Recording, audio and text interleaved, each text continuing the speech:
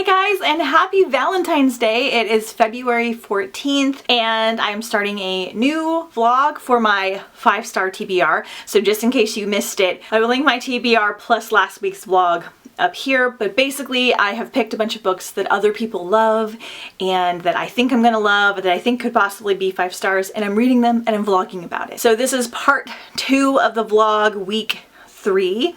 It is Valentine's Day. I just finished We Hunt the Flame, which I'm feeling lazy. I don't want to go grab it right now. It was a 4-star. I'll go into a little bit more detail about how I felt about it later, but also in my wrap up for the end of the month. But I wanted to pop in here real quick. It is Valentine's Day. I'm getting ready to go to Disney with Jeff after work. We're gonna go and like try and get into a restaurant or just eat something fun and go on a couple rides. We have a pass that we're trying to like use up before the slower days in the summer. So I am going to drive to his work right now, which takes about 45 minutes. But while I do that, I am finally starting The Invisible Life of Addie LaRue. So excited about this. It's a 17-hour audiobook, so I figured I would start it now while I have like 2 weeks left in the month and then get it done, because this was the one I wanted to get to the most. This is the one that popped up on the majority of my friends, like top 10, top 5 of the year, friends that don't even agree with reading taste. So I'm gonna read this one on the ride there, and then I will check in tomorrow and let you guys know how I'm feeling about it so far. But that is what's happening reading wise. This is strictly a reading vlog, so I'm just checking in as I start things and end things and how I feel. It's gonna be pretty quick, but yeah, here we go. Hey guys. It's March 3rd and I haven't checked back in unless I lost the footage somewhere. I thought I had one more check-in since the Valentine's Day, but I didn't.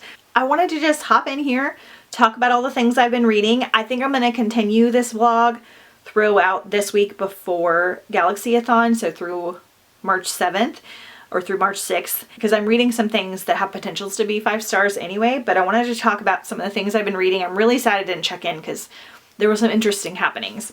Okay, so first up, we are gonna dive back into We Hunt the Flame chat. So I finished this one, and I never said much about it. It was a 3.5 star, but honestly, it is so incredibly detailed, and there's a lot happening as far as like information. So it's a little bit info dumpy. You're learning a lot about the past and the magic system. So Saphira, who disguises herself as a man to be a huntress, to like brave an enchanted forest to help feed her people, and then there's like a prince, and he is like an assassin by his father, the Sultan, and he is destined to kill certain people. They used to have magic in the lands. There's a lot happening. You have to go on different quests, so you're getting 2 different perspectives. The narrators for this one are Fiona Hardingham and I think Steve West. I love Fiona Hardingham and I like Steve West, but sometimes I can kind of zone out with him. So this is a longer, like 14-hour audiobook. This was on a few people's 5-star reads list. I understand why, but I was so lost the first time around. I think I just wasn't prepared for how close of attention I need to pay to it, and I didn't give it the focus it deserved. I mean, literally, I was so confused. And I finished it, and I could tell like by the ending that the ending was really good, but I just didn't feel the things I needed to feel. So I did something I've never done, and I started this over. What I did was I listened to like an hour, maybe 2 a day, very slowly and with more intention, and only while I was doing like mundane tasks that I didn't have to focus on, so that I could really absorb everything. And it took me like another 2 weeks because I was listening to other things when I wasn't listening to this, and I definitely missed a ton. Like at one point my friend JJ and I were both reading this. I texted her and I was like, man, we missed so much information about the witches, and she texted me back and was like, there are witches? And there are literally like conversations about witches in here, and there are witch people that pop up like a lot, and I don't know why, but it was just so easy to get lost. And the second time around I felt much more comfortable and solid in the world, but it was still a 3.5 star because I just feel like it's confusing. I feel like the next book has potential to be 5 star if we don't get too much more information added into it. It was a lot considering this was a duology, and there really wasn't like a ton that happened until like the very end. And I've noticed, I've talked about this with my other friends, there's like a trend with newer books where that's kind of been the thing, where like there's not a lot that happens, and then at the end something really intense and fast-paced happens. And I'm talking like the very end, like the last 50 pages. So I don't love that always. Sometimes people can pull that off and sometimes they can't.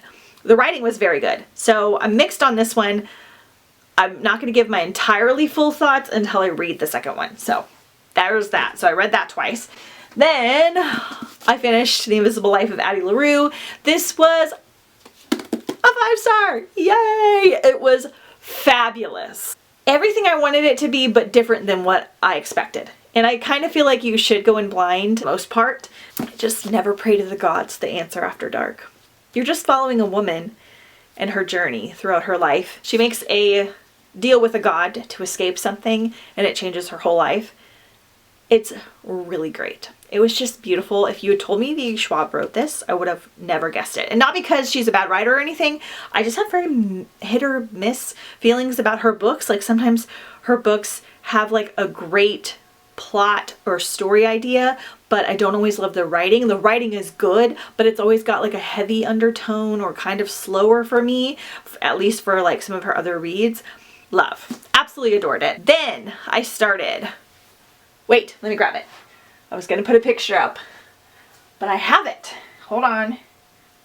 It's really huge, so I should be able to find it easily. Where are you, book? Haha! Okay, I started Crescent City by Sarah J. Maas. House of Earth and Blood. This is the first book. I buddy read this with my friends via audiobook. They've already read it, so they reread it with me, or one of them reread it with me while the other one was reading the second one. This audio is like 23 hours. It was so long. I don't always dislike a long book, like Harry Potter, Red Rising, no problems. None. Huge. Bigger than this one. So I wish I would have like popped in here more when I was reading this. I'm sorry that I didn't. I just wanted to get this like in. I have the book. It was popular. Everyone was talking about the second book and I was like, let's just do it. So this is her first in an adult series. This is adult. Okay. You can kind of maybe classify a new adult, but it's definitely adult. There is a lot of language. There is a lot of, there's not like a ton of sexual content, but there is talk of sexual content a little bit, and there are some sexual things in here and violence, but mostly the language, which is something I did not love. It was my least favorite thing about the book. I don't like when there's a ton of cussing in books. I'm an adult. I cuss occasionally, but I feel like when every character in the book cusses, and including when the narrator is like talking about what's happening and there's cussing in that, it just feels kind of lazy to me. I feel like if it's a character's personality trait, that's fine, but like they were all cussing like all the time and like saying crude things. So I don't want to turn you off of it from that, but just kind of keep that in mind. I didn't love that part. So this is kind of hard to explain. I don't want to say too much because I feel like it's kind of good if you don't know anything, but it's very different from her other books as far as like the plot, because this is kind of an urban fantasy. We've got fallen angels, we've got demons, we've got witches, we've got werewolves, we've got fairies. Everything's in here. To me, I know some people are going to be mad, but this has like a Shadowhunter vibe for adults. That was just the feeling I got because we've got all of the creatures in there because of the magic system things. Definitely not copycat in any way, but it just kind of gave me a little bit of those vibes. It was very info dumpy in the beginning, and I wasn't like disliking it at all when I was reading it, other than the cussing things, but I wasn't loving it either. And I try to go in with loose expectations because I go into books for enjoyment. I don't go into books to purposefully try and judge them, if that makes sense. But it was very slow for a while, and I was listening at 2.0 speed. So thankfully that cut the time down pretty good. Again, kind of like We Hunt the Flame, but not as bad. There's a lot of information here, so you want to pay attention. There's a little bit more about the characters, which I enjoyed, versus We Hunt the Flame, which had a ton of just like about the magic system. And I feel like each book is going to explain more and more about the different magic systems and things like that. I liked there being fairies and werewolves and witches and all that stuff. There's some funny characters in here that I really enjoyed. This was going to be like a 3.5 star read for me until the very end. And I'm talking maybe the last 100 pages. And the last 100 pages were really good. Like I'm going to reread them or re-listen to them before I read the next book. Really enjoyed it. But I finished it. It was a 4-star, not a 4.5, not a 5. It was too slow in the beginning for me to do that. This one might grow on me over time. I know a lot of my friends have read this like several times. I don't feel like I'm going to feel the need to do that other than like the last part to kind of prepare for the next book, which I don't think I'm going to read for a while because I don't think we're getting the third book for at least a year, and there's so much detail that I don't want to forget too much, so I might spread them out. But I finished it. Sadly, not a 5-star. So that's all I've finished. And then I am currently reading Gilded by Marissa Meyer, which I am loving. I'm loving. So this is, it's kind of hard to explain. It's a Rumpelstiltskin retelling loosely, but there is a lot happening in here. There's like a haunted house, a hunt for stealing children. There is a lot of storytelling in here. So our main character tells stories a lot. Like that's like a talent of hers where she goes off on these tangents and tells stories, and she's kind of good at lying as well.